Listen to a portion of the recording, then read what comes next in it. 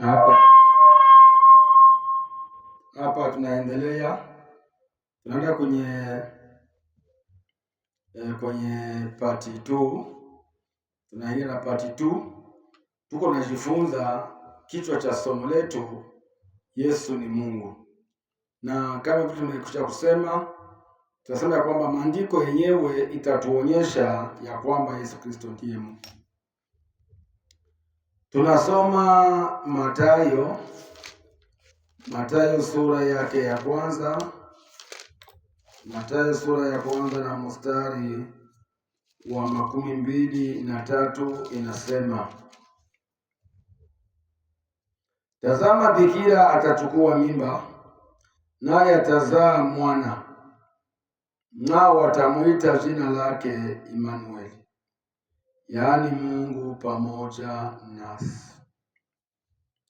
Hili jina kama vile tumelizungumza tena kwenye voice ya pili, inasema ya kwamba Imanueli. Katika Isaya amesema ya kwamba Imanueli ni Mungu pamoja nasi, Mungu mwenye nguvu. Akasema ya kwamba mshauri wa ajabu. Sasa na Isaya akasema ya kwamba bikira atachukua mimba, na hiyo mimba itafanyika kwa uweza wa Mungu mwenyewe, kwa sababu ndiye atafanya hizo mashara. Sasa hapa katika Mathayo, Injili ya Mathayo inasema ya kwamba bikira atachukua mimba, naye atazaa mwana, naye atazaa mwana, nao watamwita jina lake Imanueli. Huyu Imanueli maana yake Mungu pamoja nasi. Mungu pamoja nasi ina maana ya kwamba Mungu atazaliwa yeye mwenyewe na mwanamke, atajifanya ili azaliwe na mwanamke.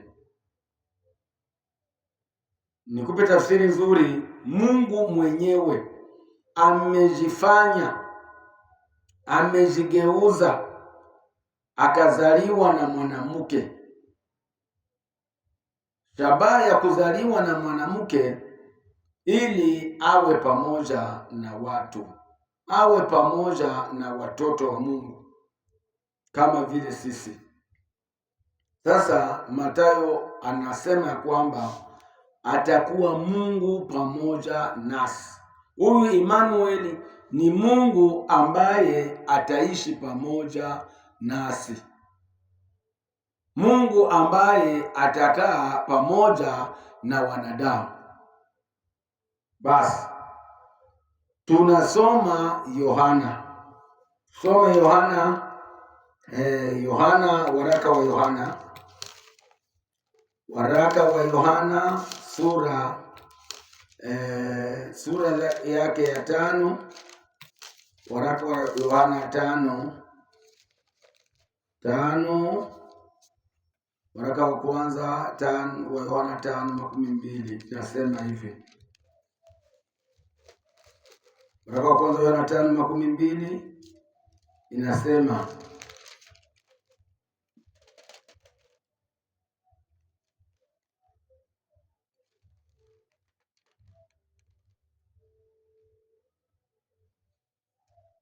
nasi twajua kwamba mwana wa Mungu amekwisha kuja, naye ametupa akili kwamba tumjue yeye aliye wa kweli, nasi tumo ndani yake yeye aliye wa kweli, yaani ndani ya mwana wake Yesu Kristo. Huyu ndiye Mungu wa kweli na uzima wa milele. Hapa Yohana, waraka wa kwanza wa Yohana, inatuonyesha ya kwamba huyu Yesu Kristo ambaye amezaliwa, huyu ndiye Mungu wa kweli.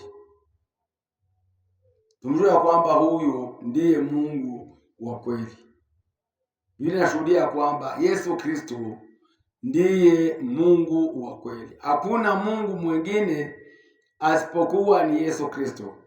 Hili jina la Yesu Kristo limekuja kwa sababu yeye mwenyewe amefanya ishara. na kama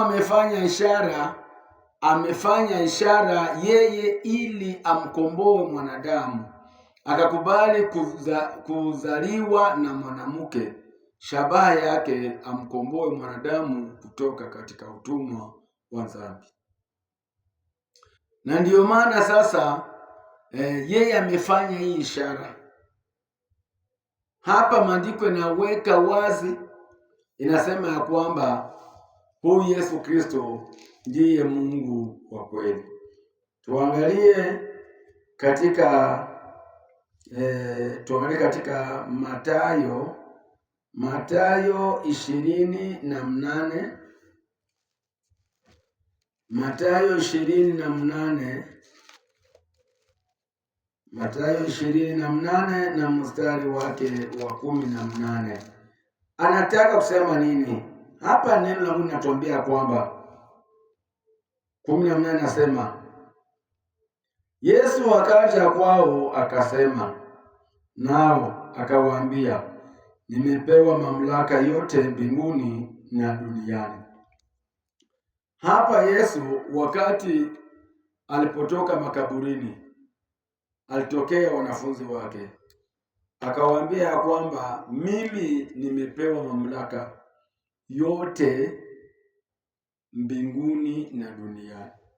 Sasa anataka kuonyesha kwamba mamlaka iko na mamlaka yote ya duniani na mbinguni iko na mamlaka. Kama sio Mungu anaweza kuwa na mamlaka mbinguni na duniani? Mwenye iko na mamlaka mbinguni na duniani ni Mungu mwenyewe.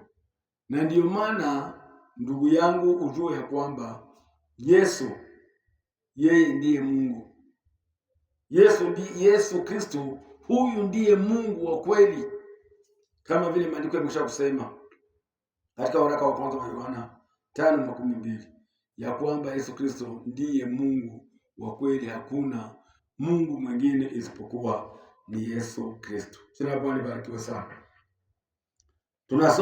Tusome Mika, kitabu cha Mika. Kitabu cha Mika.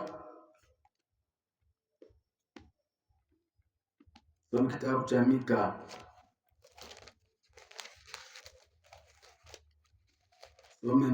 Mika sura yake ya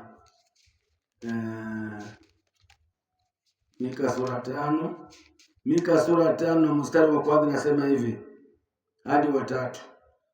Sasa utajikusanya vikosi, e binti wa vikosi, yeye amemhusuru, watampinga mwamuzi wa Israeli. Yeye amemhusuru, watampinga mwamuzi wa Israeli, shavuni mwake kwa fimbo. 2. Bali wewe Betlehemu Efrati uliye mdogo, kwa kuwa miongoni mwa elfu za Yuda kutatoka kwako wewe atanitokea mmoja atakayekuwa mtawala katika Israeli, ambaye matokeo yake yamekuwa tangu zamani za kale, tangu milele. Hapa Mika anamshuhudia Kristo ya kwamba yeye ni wa zamani za milele, yeye ni wa zamani tangu zamani za milele. Huyu Kristo yeye alikuwa kuwaka pale. Inaonyesha kwamba yeye alikuwa sio wa leo wala wa jana. Hapa inaonyesha kwamba Kristo alikuwa tangia zamani za kale. Basi Mungu akubariki na Mungu akusaidie katika maandiko haya ya kuwezeshe kuinuka na kumjua Yesu Kristo kuwa yeye ndiye Mungu wa kweli. Mungu akubariki. Amen.